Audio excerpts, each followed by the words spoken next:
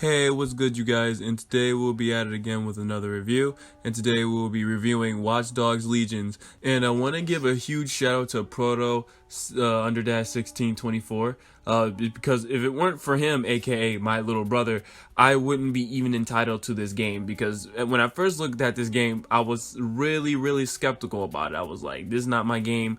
But he shed some light and he actually showed me ropes in this game, and to be honest, you guys will be surprised at what I have to say about this game. So let's get this review started. So Watch Dogs Legions is an action adventure game published by Ubisoft and developed by its Toronto studios. And plot wise, the game takes place within a fictionalized representation of a near future London. It focuses on DedSec, a hackers group consisting of various branches across the world who fight against the authority regimes and groups that utilizes CTOS for their own goals at the expense of ordinary citizens. The game is played from a third-person perspective, and it takes place upon an open-world setting based upon London, which can be explored by either on foot, utilizing parkour moves, vehicles, or fast traveling the city underground stations. The game is composed of several missions, including the progress of the main story, liberation missions, and recruitment missions for new playable characters, and various side activities when you are able to pursue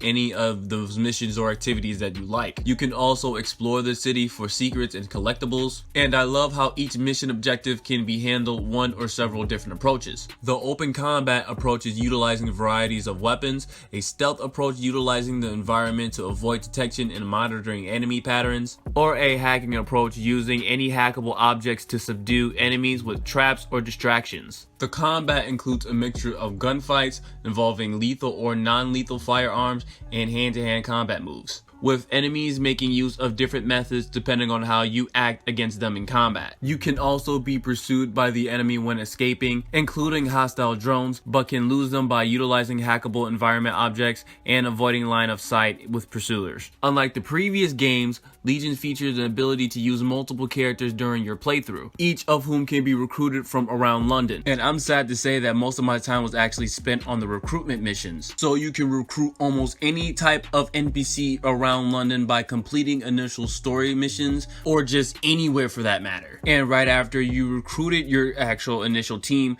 they'll become operatives that you can play freely and switch at almost any time. And you can also customize with different closing options as well as each recruitable character maintaining their own lifestyle and occupations when not active. Each character that can be recruited has different traits and skills based upon their background. So with that being said, you could technically be almost anybody in the world in London. You could be a bare knuckle amateur, you could be a caretaker, you could be a hitman, a spy, a beekeeper. There's so many NPCs that you can just choose from. And in addition to standard recruitable NPCs, you can also acquire special NPCs to the roster known as prestige operatives. These unique characters possess exceptional weapons and gain access to stronger perks as they improve in level than standard operatives. And some operatives that you can also recruit can be in enemy factions. But besides, anyways, I'm just rambling on. Operatives can gain experience when in use,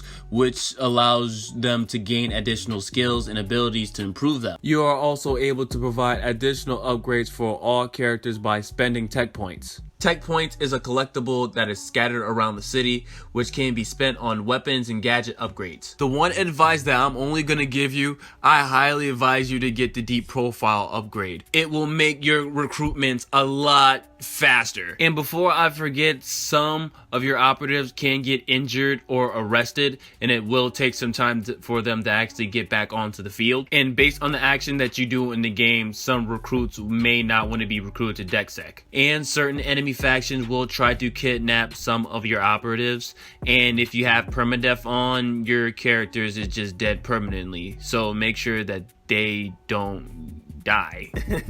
But anyway, graphically the game is freaking amazing, especially on my PS4, because whenever my brother come into my room, he's like, oh my god, wow, look at the graphics. I didn't see much, but it was just graphically the game was good. But the only bad thing is about this game, it does have a whole bunch of glitches. Not even glitches, my game just completely crashed multiple times altogether. But I will give them the benefit of the doubt because they did have have a update like 3 days ago, I think, and I just didn't have any problems ever since, but it will be addressed. But other than that, they will be adding an online multiplayer mode. It could happen in mid-December, but it's probably going to end up being in early 2021. But it will allow up to 4-player cooperative gameplay, and you will be able to share progression between the single-player campaign and the multiplayer mode as well, which is also good. And I think that I mostly covered everything. I'm not really sure, but I probably did. So other than that, I'm gonna just hop onto the overview. I'm sorry, I'm kind of tired right now, and my brain is literally just dead at this point, so I'm gonna just go on with it. So on the positive side of things, I love the overall plot. The overall gameplay was fantastic.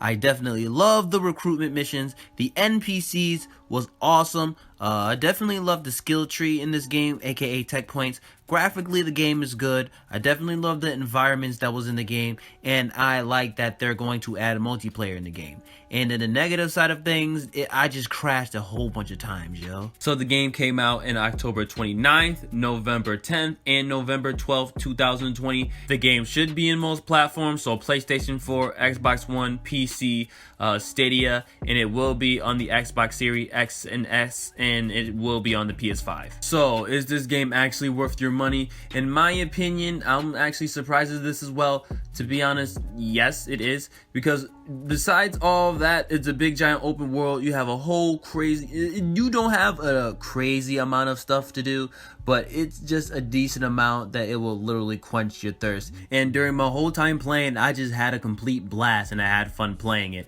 So with that being said, I highly advise you guys to buy this game. This game is definitely worth your money. And Aaron, if you even seeing this video and hearing this, thank you for literally telling me about this game, because I would have just skipped it entirely. So with that being said, please don't forget to like, comment, and subscribe to the channel if you haven't subscribed to the channel yet. I do reviews, videos, PvP matches, streams, and more. And if you haven't yet, please don't forget to follow me on my Facebook page and my Twitch account, because I stream on those platforms as well.